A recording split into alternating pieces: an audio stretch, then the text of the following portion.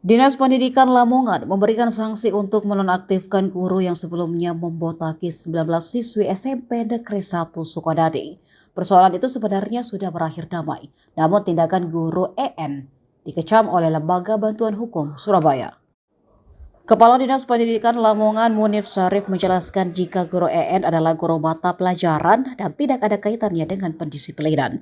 Itu menjelaskan jika guru EN tidak mempunyai kewenangan yang seharusnya dilakukan guru bimbingan konseling atau guru BK. Kini guru EN sudah ditarik menjadi staf di Dinas Pendidikan dan tidak diizinkan mengajar. Peristiwa ini sebelumnya terjadi pada Rabu 23 Agustus. Rambut belasan siswi tersebut dipotong akibat tak memakai ciput atau lapisan hijab.